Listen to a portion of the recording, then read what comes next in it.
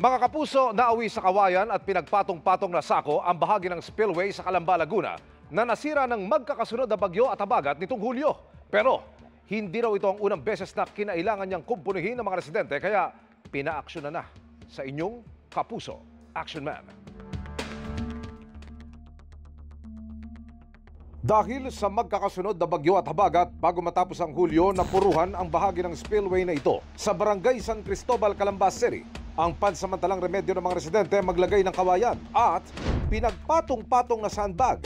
Nung baha, talagang inanod na po siya. Tapos tingnan niyo po yung klase nung tulay namin. Talagang nakakatakot po. Nasa 5 taon na o 4 na taon na yan, ganyan. Ngayon kada masisira, ginagawa lang ng paraan para kami makatawid. Gawa po ng mga estudyante namin. Nakakaawa naman po pang hindi makakapasok. Kung baga sa lagnat, first aid lang yan para makatawid. Pero hindi naman yan ang dapat. Ilang beses nang manong nasira ang tulay na naging bitsana ng aksidente. Ang senior citizen na si Felicidad, muntik pang malunod sa lugar noong 1 taon. Pinilit kong tumawid. Tapos yun, natatsing ako ng basura. Nagganyan-ganyan ako.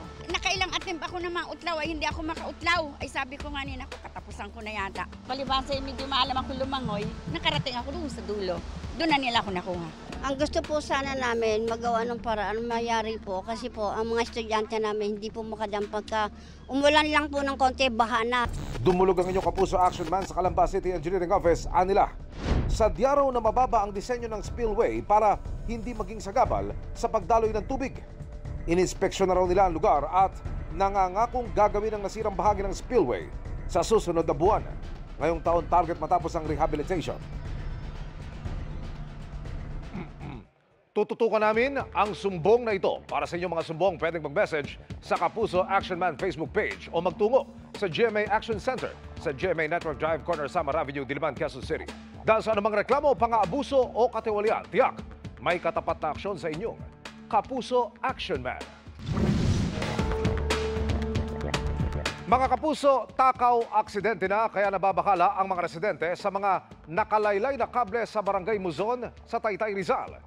Idinulog nila sa inyong Kapuso Action Man. Yuko rito, iwas doon. Ganyan ang diskarte ng mga pedestrian at rider sa tuwing dumaraan sa Purok 9, Barangay Muzon, Taytay, Rizal dahil sa mga naglaylayang kable. May rider na umiwas na pero nahagi pa rin ang helmet.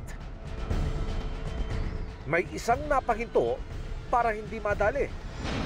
Nagsimula raw yan mula nang matumba ang poste ng kuryente sa lugar nitong 23 ng Hunyo dahil sa lakas ng ulan.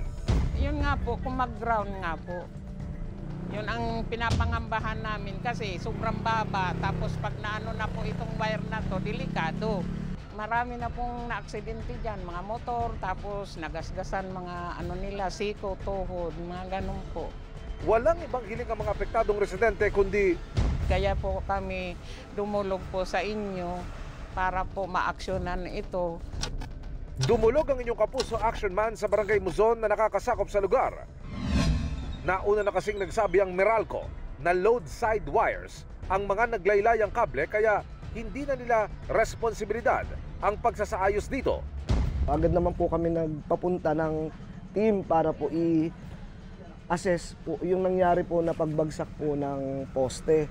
Sa ngayon ay natapos na ang ipinagawang poste ng barangay at tumulong ang lokal na pamahalaan ng Taytay, Rizal na maiangat ang mga kable. Lubos namang nagpapasalamat ang mga apektadong residente.